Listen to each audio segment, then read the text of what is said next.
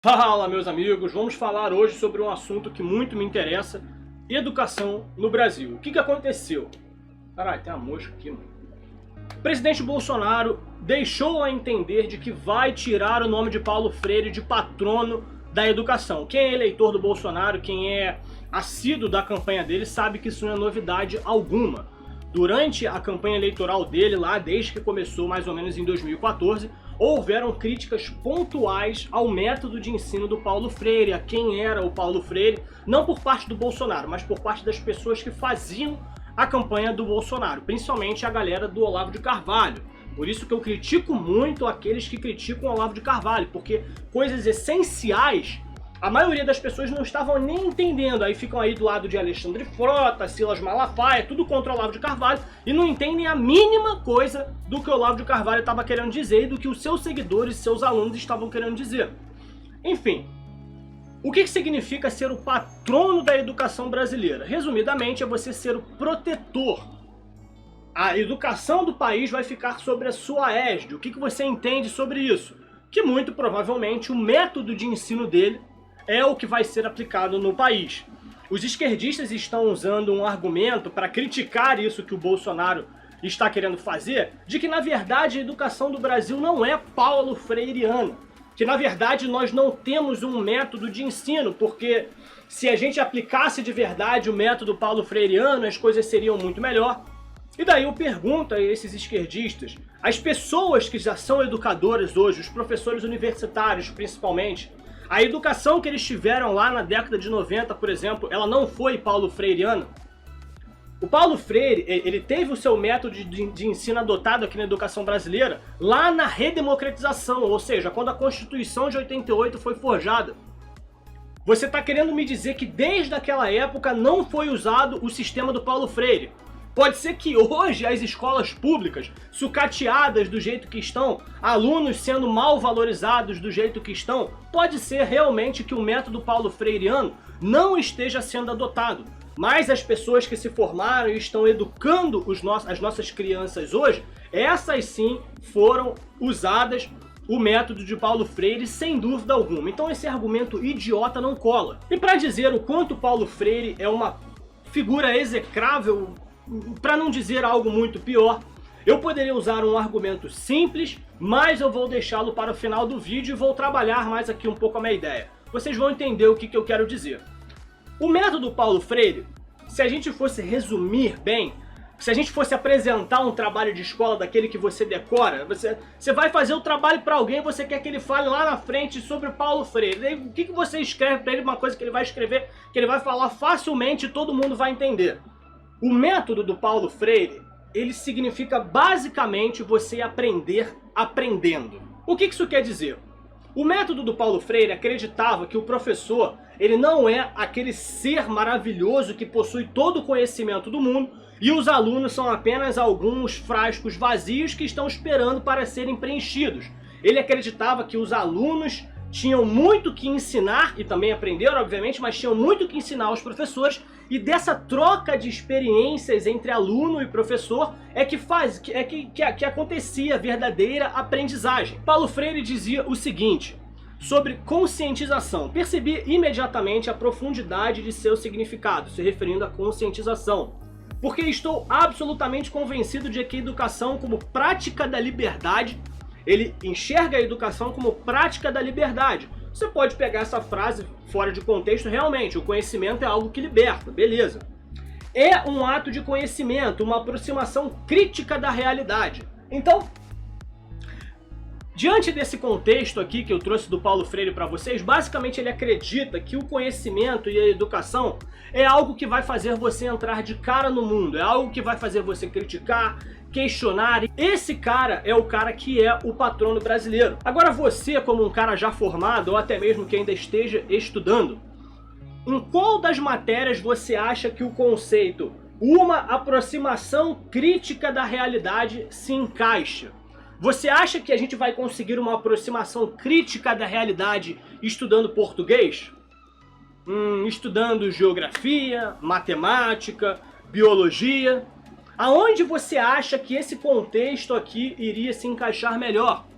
Eu sei que você acertou. Seria majoritariamente nas matérias de humanas, principalmente filosofia e sociologia. Eu tenho dificuldade para falar filosofia, toda vez eu falo fisiologia, meu Deus, deve ser por causa que eu vou falar filosofia e sociologia junto, aí vira fisiologia. Então você vê aí um método de ensino que está focando a mente dos nossos alunos a fazer aquilo que a gente gostaria, que é entrar no mercado de trabalho, produzir alguma coisa para a sociedade, não. É um método de ensino que vai fazer a pessoa virar um professor de história, meu Deus, é um professor de filosofia. Agora você vai criticar tudo e todos. É isso que ele vai fazer, ele vai ficar criticando todo mundo, vai ficar lá aprendendo a aprender o tempo todo. E o que realmente importa, que é você fazer a sua sociedade crescer, tanto tecnologicamente, porque quando você investe na tecnologia, você investe na ciência, você melhora todas as outras áreas, por exemplo. Não vamos entrar aqui naquela discussão de se filosofia e sociologia é importante ou não, mas ela não pode ser o foco. E você quer ver como eu tenho razão? Existe uma outra passagem do Paulo Freire, bem resumida, que diz o seguinte: a educação deve estar a serviço da revolução. Quando você ouve essa frase, o que você pensa? A educação deve estar a serviço da revolução. Ou seja, ele está querendo desconstruir tudo aquilo que existe para fazer uma revolução. E está querendo usar os seus filhos para isso. Está querendo formar os seus filhos de verdadeiros militantes. A educação deve estar a serviço da revolução. Que tipo de educação você espera que venha de alguém que diz uma besteira dessas? Você vai levar o seu filho para aprender matemática, para ele aprender a ler, a escrever, para interpretar um texto, para fazer uma conta, para virar um bom contador ou um bom engenheiro? Não! Ele vai lá para aprender a questionar, para virar um aluno profissional da USP, para ele poder se filiar à Uni depois. Meu Deus do céu! E como isso aqui não é uma discussão assim completamente profunda sobre as ideias de Paulo Freire, mas isso aqui é um vídeo de YouTube, tem que ser curto, é só pra gente fazer um resumo mesmo.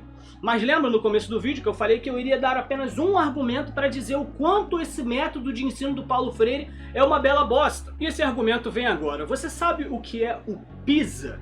É uma sigla em inglês que significa Program for International Student Assessment, que em português ficou traduzido como Programa Internacional de Avaliação de Alunos. É basicamente são provas que são feitas para diversos alunos de diversos países para decidir o ranking educacional desse país, no caso.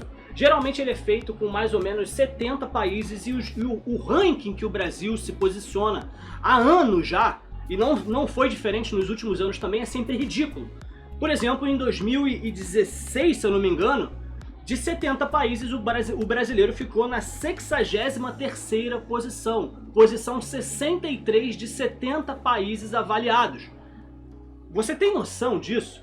Você tem noção do quanto isso é ridículo e vergonhoso para um país que é tido como a 5ª maior economia do mundo, como um país que é dito como o país do futuro? Como que vai ser o país do futuro com alunos com tão baixo rendimento em questões básicas de matemática, português, interpretação, redação? Só para efeito de comparação, saiu uma matéria aqui sobre o PISA de 2018, dizendo que o mau desempenho do brasileiro não se dá apenas pela falta de conhecimento dele, mas porque mais de 60% dos alunos avaliados nem conseguiram terminar a prova.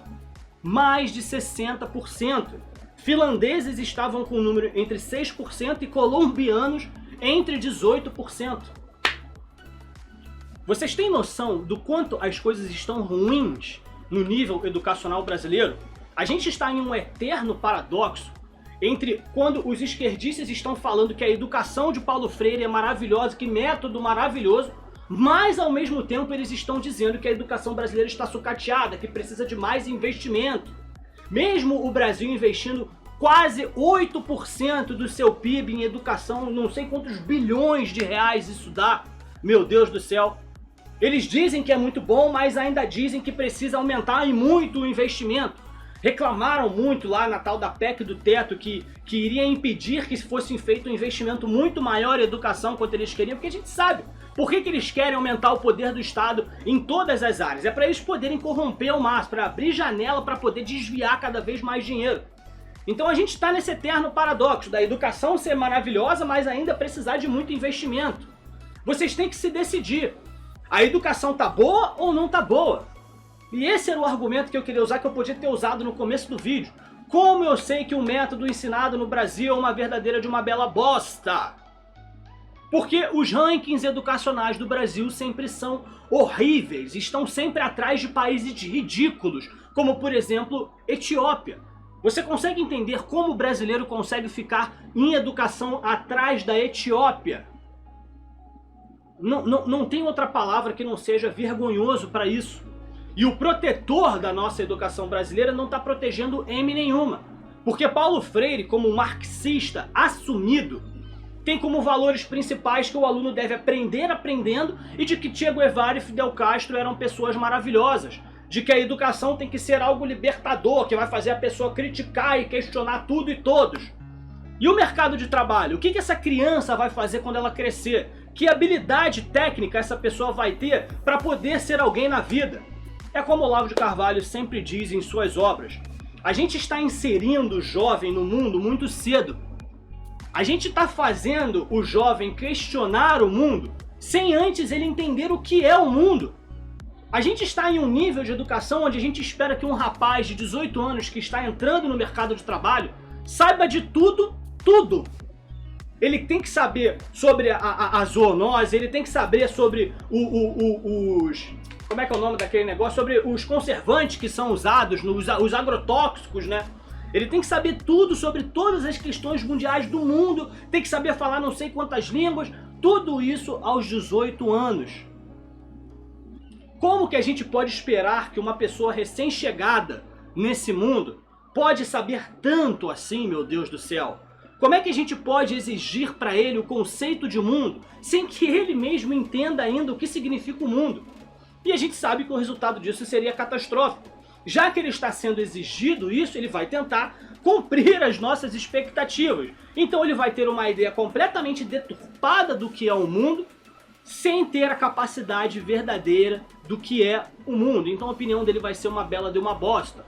Eu sei disso porque eu era incentivado quando criança a ser um grande questionador, meu Deus do céu, pelos meus professores. Os jovens são o futuro do mundo. A gente sabe que realmente são o futuro do mundo, mas não dessa forma. Primeiro você ouve a voz da experiência, ouve aqueles que são mais sábios, e depois você começa a construir e espalhar conhecimento. Primeiro você precisa aprender.